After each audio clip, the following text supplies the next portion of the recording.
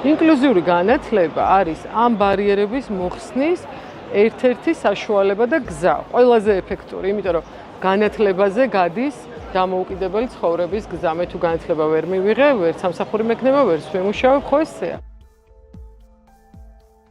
ინკლუზიური განათლების განვითარების სამმართველო მიუერთეს ამ სტრატეგიული განვითარების სამმართველოს, რომელსაც კიდევ სხვა ბევრი სხვადასხვა მიმართულებები აქვს და ეს სამმართველო, ეს ინკლუზიური განათლების ფაქტობრივად ჩაიკარგება იმაში, რასაც მიუერთეს და იმ მთავარ და მნიშვნელოვან ფუნქციას დაკარგავს, რაც მას უნდა ეკეთებინა.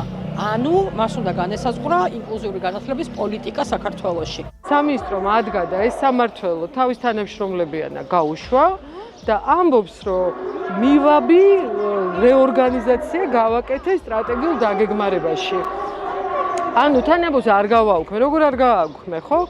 როდესაც თავის თანამშრომლებიანა მიდის და ვიღაცის ფუნქციაში ჯდება ეს, ხო, რომელიღაც სამმართველოსი. და ეს პოზიციები სამინისტროს აღარა აქვს, ხო? შერწყმა ნიშნავს, რომ ამ სამმართველოს ამასთან ერთად ვტოვებ თავის თანამშრომლებიანა და ერთად უფრო ეფექტურად გრძელდება მუშაობა, ვაფართოვებ. 25 წლის წინ რო ადამიანი მოვიდა და ინკლუზიური განათლება მასთან ერთად რო შეიქმნა და დღეს რო სამმართველოს უფროსი იყო, ხო? იმას რო უშვებ. ამაზე კარგი ვინ ყავს ინსტიტუციურ მეხსიერებაში სამინისტროს, რომ ასეთი ამხელა გამოსულებს ადამიანს ატოვებინებ სამინისტროს, მაშინ ვისაბარებ ამ ფუნქციებს. ანუ მე სულ მაგას ვამბობ, რომ იქნება კარგი რაღაცა მოიფიქროს, ხო? და არ გვესმის ჩვენ საზოგადოებას. განგვიმარტონ, დასაკეთებენ, რა უფრო ეფექტური გზები იპოვეს, რაც აქამდე არ გვიფიქრია. მე კითხვები გვაქვს, რომ ვინ გაუწევს მაგალითად იმ უკვე არსებულ რაღაცა მექანიზმებს, ზედამხედველობას ვინ გაუწევს, ვინ შეაფასებს, ვინ იმუშავებს გაუმჯობესებაზე, რაღაც საკითხების დახვეწაზე. აი ეს არის პრობლემა. პლუს პრობლემა არის, რომ საკითხების გაფართოებაზე არავინ არ იმუშავებს. უმაღლეს საგანმანათლებლო დონეზე ჩვენ ინკლუზია გვაქვს ნულის ტოლი.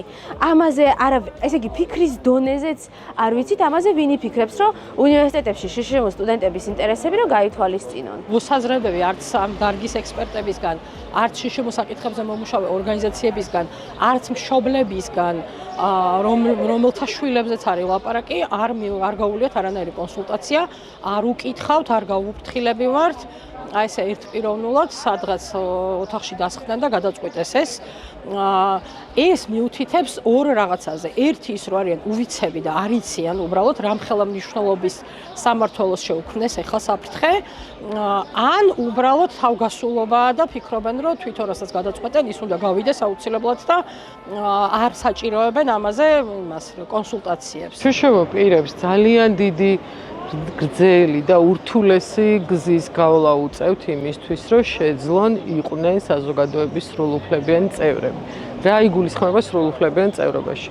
მიიღო განათლება, ქონდეს ამის დამადასტურებელი დოკუმენტი, რომ განათლებული ხარ, ქონდეს შესაბამისი სამსახური, ქონდეს შესაბამისი ანაზღაურება და შეძლო საკუთარი თავის რჩენა. რისი შესაძლებლობაც ყველას გვაქვს, ხო, მოქალაქეს, რომ ეს მიიღო, ის მიიღო, უკვე შენზე არის როგორ შეძლებ. ჩვენ ამ ადამიანებს ვუკეტავთ, ბარიერებს ვუქმნით ხელოვნურად. ჩართულობის მექანიზმი აღარა გვაქვს, ისე იღებენ გადაწყვეტილებებს ჩვენ შვილებთან დაკავშირებით, რომ არც ფიქრობენ, რომ რამეში ანგარიშვალდებულები არიან.